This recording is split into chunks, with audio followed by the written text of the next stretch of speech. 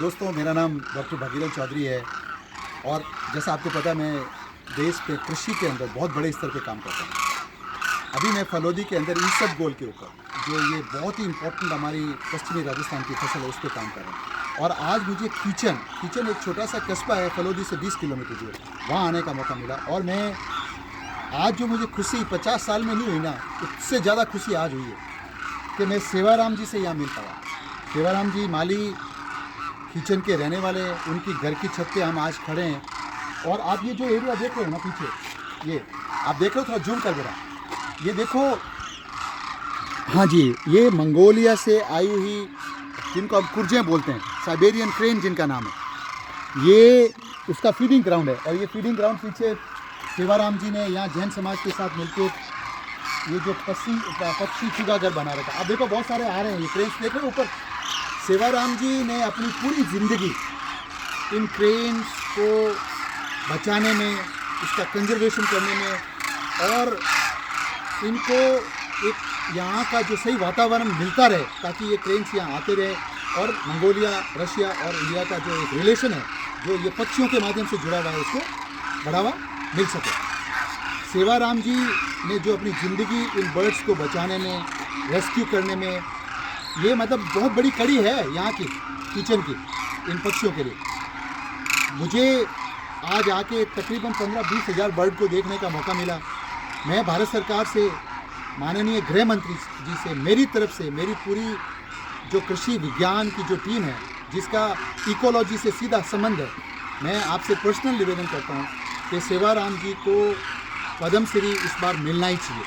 मैं हमारे राजस्थान के जितने भी मंत्रिमंडल के सदस्य हैं उनसे भी आग्रह करना चाहता हूँ कि ऐसा आदमी जो हमारी एक ऐसी धरोहर को बचा रहा है जिसमें किसी का इंटरेस्ट नहीं और बहुत सारी दिक्कतें आ रही है। सेवाराम जी, आपको बहुत बहुत बधाई हो।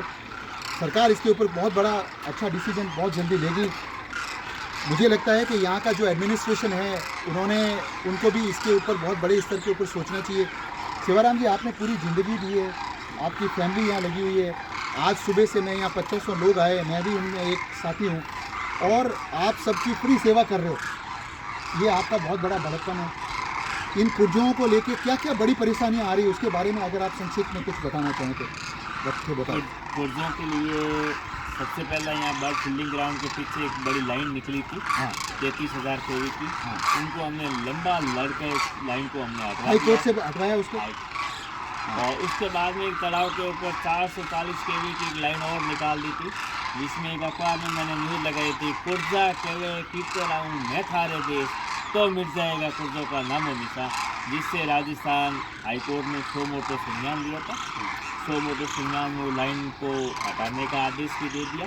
उसके साथ साथ 1082 का खाली ज़मीन पड़ी थी जिसको राजस्थान उच्च न्यायालय ने कुर्जा कंजर्वेशन के लिए घोषित कर दिए। और भारत का उस ज़मीन में आज भारत का पहला कुर्जा कंजर्वेशन भी बन गया। कुर्जा कंजर्वेशन के बाद में और वन विभाग की ज़मीन थी तो 1800 बीघा ज़मीन कौन हुई।